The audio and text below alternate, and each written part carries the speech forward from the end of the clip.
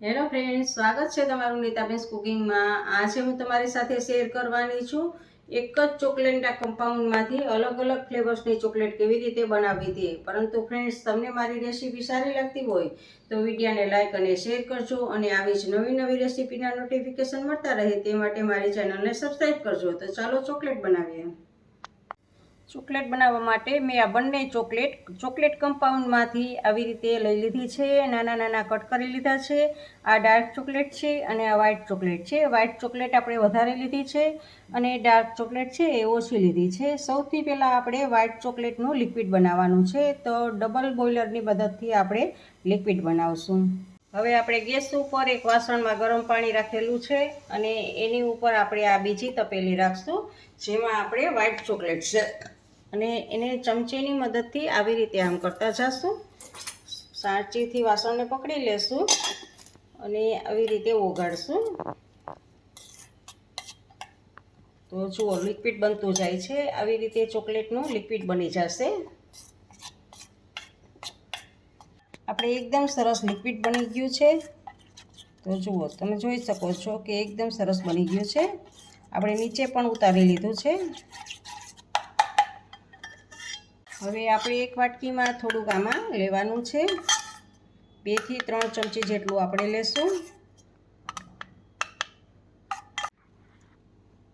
આપણે રાજભોગ ચોકલેટ બનાવવાની છે, તો રાજભોગ એસન્સનું એકાદું ટીપું એમાં નાખવાનું છે। આપણે થોડીક જ છે એટલે 1 ટીપું જેટલું એમાં રાજભોગ એસન્સ નાખશું અને થોડોક આપણે પીળો કલર એડ કરશું આમાં। જેટલી ચોકલેટ બનાવવાની હોય એ રીતે તમારે એડજસ્ટ કરી લેવાનો છે એસન્સનું અને કલરનું માપ। તો જુઓ, અને સારી રીતે આપણે આને મિક્સ કરી દઈશું।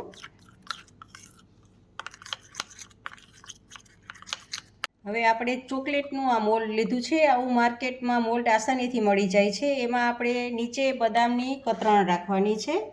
જુઓ, આ બદામની કતરણ રાખું છું નીચે।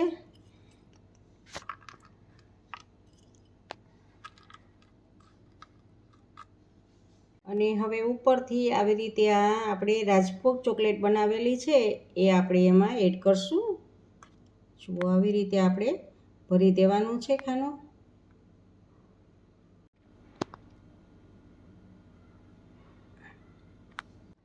જુઓ, હવે આપણે આ 3 ખાના ભરી લીધા છે। પાછું એને આપણે સાઈડ ઉપર રહેવા દઈએ।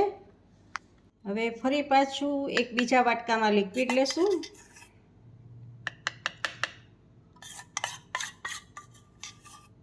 લિક્વિડ તમારે વ્હાઇટ લિક્વિડ જ લેવાનું છે।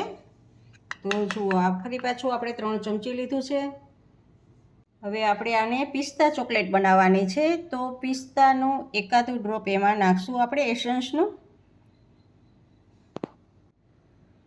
અને આમાં આપણે ગ્રીન કલર એડ કરશું અને સારી રીતે મિક્સ કરી દઈશું। કલર અને એસન્સને આપણે લિક્વિડમાં સારી રીતે મિક્સ કરી દઈશું।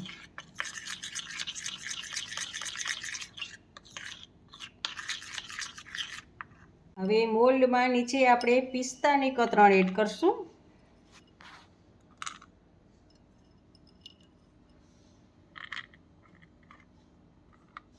અને હવે એમાં આપણે આ લિક્વિડ છે એ લિક્વિડને એમાં ભરશું।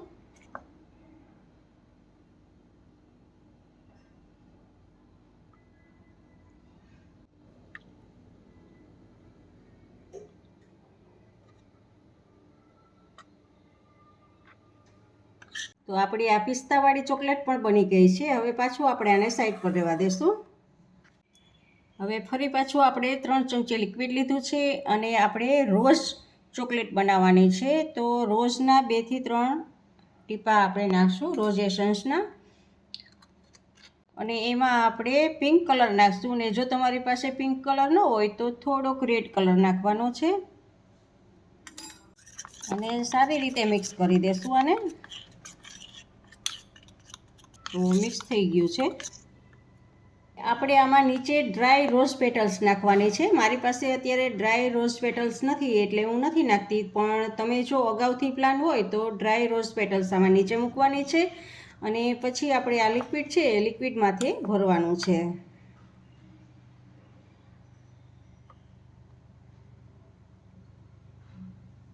આપણે આ વાસણમાં જે સફેદ છે એની પણ આપણે એક અલગથી ચોકલેટ બનાવશું. તો બધું જ ભેગું કરી લેવાનું છે ચમચીની મદદથી અને આપણે આમાં ભરવાનું છે. પણ એ યાદ રાખવાનું છે કે તમારે આખું નથી ભરવાનું, અડધાથી થોડુંક ઓછું હોય એટલું જ તમારે ભરવાનું છે બંનેમાં.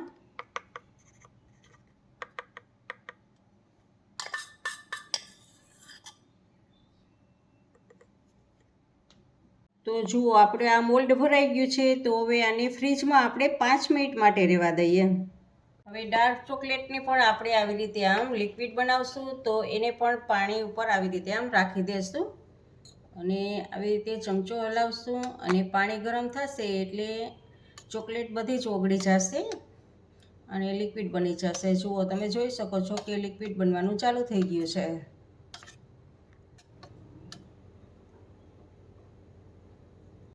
હવે આપણે આ ડાર્ક ચોકલેટનું સિરપ પણ બની ગયું છે. તો ગેસને ઓફ કરી દીધો છે. 5 મિનિટ થઈ ગઈ છે. તો આપણે ફ્રીજમાંથી મોલ્ડને બહાર કાઢી લીધું છે અને જુઓ આમ ટચ કરવાથી આંગળીને જરા પણ સ્પર્શ થતો નથી એટલે થોડું એટલું જામી ગયું છે. તો હવે આપણે એમાં ડાર્ક ચોકલેટ, વ્હાઇટની ઉપર આપણે ડાર્ક ચોકલેટ એડ કરવાની છે. તો આવી રીતે બંને ચોકલેટમાં આપણે થોડું થોડું એડ કરી દેવાનું છે જેથી કરીને આપણે ડબલ કલરની ચોકલેટ બનશે. હવે જુઓ બધા જ મોલ્ડ સરસ ભરાઈ ગયા છે. તો હવે આને આપણે ફ્રીજમાં 15 થી 20 મિનિટ માટે સેટ થવા રાખીશું. 15 મિનિટ થઈ ગઈ છે અને આપણે ફ્રીજમાંથી મોલ્ડને બહાર કાઢી લીધું છે. તો જુઓ એકદમ સેટ થઈ ગઈ છે સરસ.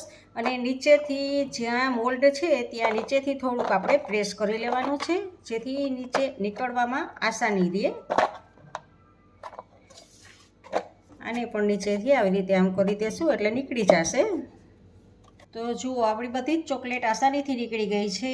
જુઓ આ રોઝ ચોકલેટ છે, આવી રીતે આ રોઝ ચોકલેટ છે અને આ રાજભોગ છે. તો નીચે આપણે આ બદામ નાખેલી છે, આ રાજભોગ ચોકલેટ છે અને આ પિસ્તા ચોકલેટ છે અને આ ડબલ કલરમાં કેડબરી ચોકલેટ. જુઓ ડબલ કલરમાં આપણી ચોકલેટ છે. તો આવી રીતે તમે અલગ અલગ ફ્લેવર્સમાં એક જ કમ્પાઉન્ડ હોય વ્હાઇટ કમ્પાઉન્ડ, એમાંથી તમે અલગ અલગ ફ્લેવર્સની ચોકલેટ બનાવી શકો છો. તો આવી રીતે હું પણ જો તમને કરીને બતાવી છે કેવી રીતે ચોકલેટ બનાવી છે, તમે પણ આવી રીતે ચોકલેટ બનાવજો. હવે આપણે એક પ્લેટમાં મૂકીએ આવી રીતે આમ.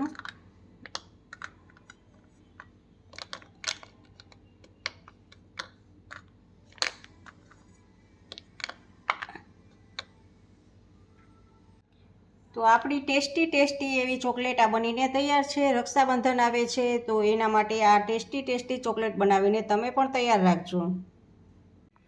ફ્રેન્ડ્સ, તમને મારી આ અલગ અલગ ફ્લેવર્સની ચોકલેટ કેવી રીતે બનાવવી તેનો વિડીયો કેવો લાગ્યો તે કમેન્ટ કરજો અને જો સારો લાગ્યો હોય તો તમારા ફેમિલી મેમ્બર્સ અને ગ્રુપમાં શેર કરજો અને મારી ચેનલને સબસ્ક્રાઈબ કરવાનું ના ભૂલશો. આવજો, બાય. ફરી મળીએ એક નવી રેસીપી સાથે.